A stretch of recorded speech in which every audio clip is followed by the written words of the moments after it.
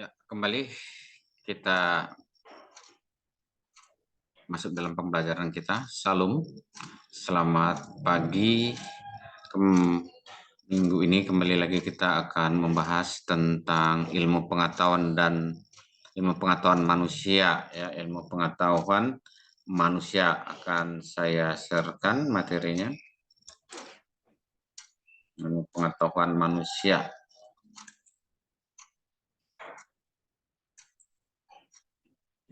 Ya, ilmu pengetahuan manusia. Jadi sebenarnya apa sih fungsi ilmu pengetahuan itu? Baru apa manfaatnya bagi manusia tentang ilmu pengetahuan. Kita tahu ilmu pengetahuan itu merupakan juga hasil karya manusia. Dasar teologisnya kita tetap ini Kejadian 6 ayat 14 sampai 15, Keluaran 25 ayat Keluaran 25, baru 1 Raja-Raja 7, 8, 11 ayat 1 sampai 13, Nehemia 2 ayat 11 sampai 20, baru Daniel 1 ayat 8 sampai 21. Nah, menurut Kamus Besar Bahasa Indonesia, ilmu pengetahuan artinya pengetahuan tentang sesuatu bidang yang disusun secara bersistem menurut metode tertentu yang dapat digunakan untuk menerangkan gejala tertentu di bidang pengetahuan itu. Dua, pengetahuan atau kepandaian, sedangkan kata pengetahuan artinya segala sesuatu yang diketahui.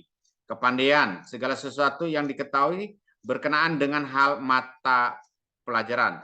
Jadi ilmu pengetahuan adalah gabungan berbagai pengetahuan yang disusun secara logis dan bersistem dengan memperhitungkan sebab akibat.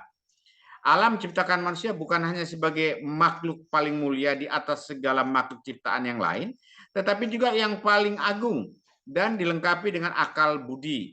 Inilah yang membedakan manusia dengan makhluk lainnya.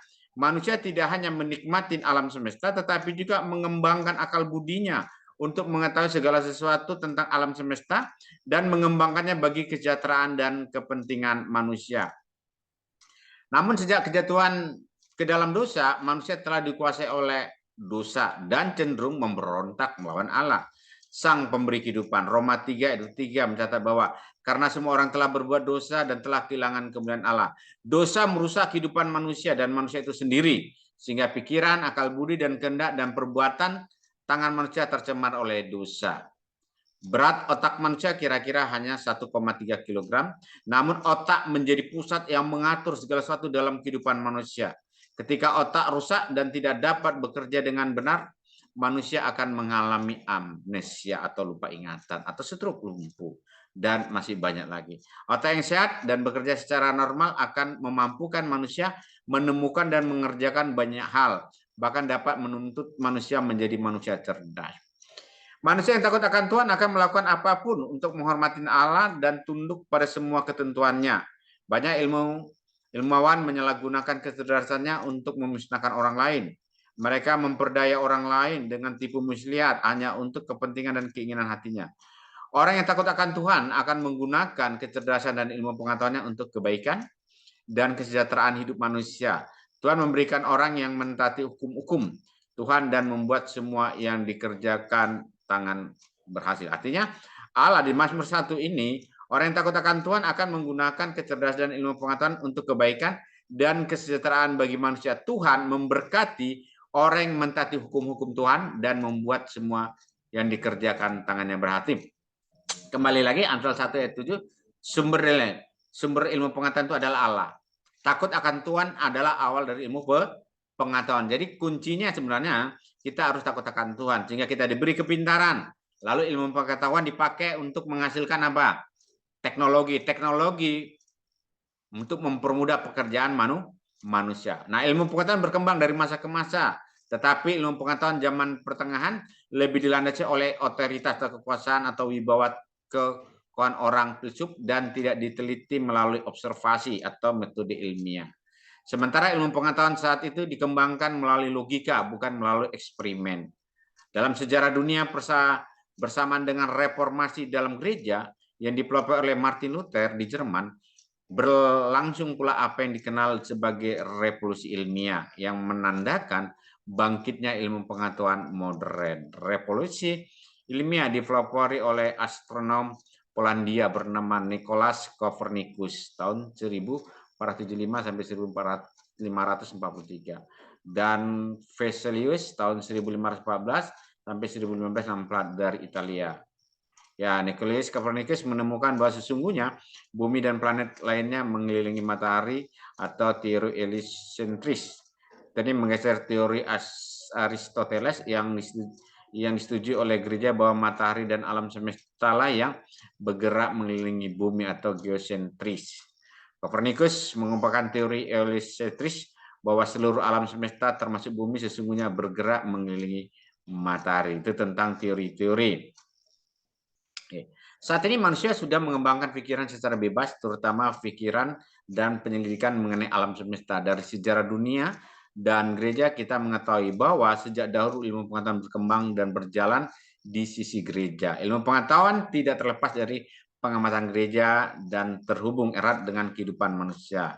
Di teks Noe pada hari Jumat tanggal 18 Agustus 2007 mencatat penemuan-penemuan sains terbaru dan terbesar para ilmuwan di seluruh dunia menekuni berbagai proyek sains mulai dari upaya menyingkirkan gen buruk dari satu garis keturunan keluarga sehingga menemukan tujuan planet keukuran bumi di sekitar satu buah bintang sampai dengan menggali otak dinosaurus.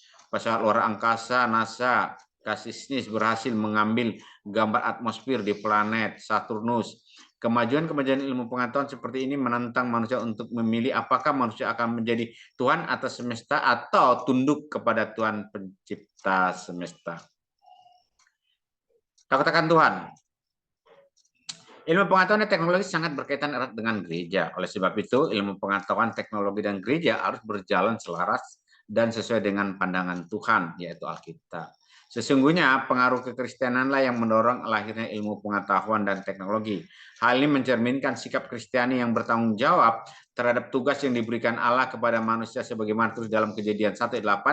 Pengaruh tersebut semakin diperluas dalam menghadapi kemajuan ilmu pengetahuan dan teknologi saat ini, yaitu kuasai, taklukkanlah bumi. Bagaimana kita menguasai bumi kalau kita tidak punya ilmu pengetahuan? Hasil dari ilmu pengetahuan adalah teknologi. Teknologi berguna untuk mempermudah pekerjaan manusia sehingga manusia bisa menguasai atau menaklukkan bumi. Ya, untuk mengetahui apakah ilmu pengetahuan di Alkitab, mari kita memperhatikan beberapa fakta berikut.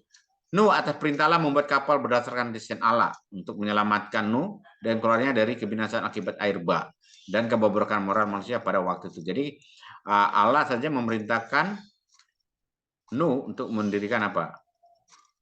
Bahtera. Artinya di situ sudah ada ilmu pengetahuan dan teknologi. Tapi yang mendesain itu adalah Allah. Nuh hanya sebagai pekerjanya atau menurut apa kata Tuhan. Musa mendirikan kemah suci berdasarkan rancangan ruang, dimensi, dan bahan-bahan yang telah ditentukan oleh Allah, dan kemuliaan Allah memenuhi kemah suci. Selama membangun bait suci dan istana kerajaan Israel, ya, jadi semuanya karena kehendak Tuhan. Allah tetap juga menghancurkan pekerjaan manusia yang dilakukan dengan tujuan untuk menyombongkan diri sendiri, melawan Allah dan hendak menandingi kemahakuasaan Allah. Perhatikan fakta Alkitab, yaitu ketika Allah mengacau balaukan anak-anak dan keturunan Nuh ketika mereka mendirikan menara Babel untuk membesarkan diri sendiri. Keindahan dan kemewahan istana Salomo yang memiliki banyak wanita asing yang menjadi pintu masuk penyembah berhala, itu menjadi merusakkan. Bangun suci pada masa pelayanan Tuhan Yesus di dunia menjadi kebanggaan orang Yahudi dan pusat kegiatan kehidupan mereka setiap hari. Tuhan Yesus mengatakan bahwa ia dapat meruntuhkan. Jadi apa yang dikerjakan manusia kalau itu untuk menyombongkan dirinya, maka Allah tidak senang. Bait suci yang disalahgunakan bukan untuk beribadah kepada Tuhan, tetapi untuk karena perdagangan dan perekonomian. Tuhan Yesus menentang dan memporak-porandakan kegiatan mereka, yaitu Yohanes 2 ayat 6. Ilmu pengetahuan bukanlah sesuatu yang terpisah dari kehidupan manusia bersama Allah. Sebab sejak semula Allah telah menciptakan alam semesta, mendorong dan mencetuskan lahirnya ilmu pengetahuan dan teknologi. Manusia memiliki daya cipta dan kreasi karena manusia adalah gambar dan teladan Allah yang dilengkapi dengan akal budi dan berbagai talenta atau bakat. Sebab itu ilmu pengetahuan akan berkembang dan menghasilkan produk yang sesuai dengan pandangan para manusia terhadap Allah, sesama manusia dan alam sementara. Ilmu pengetahuan untuk kesejahteraan manusia. Manusia dapat mengembangkan ilmu pengetahuan untuk apa yang dikehendakinya.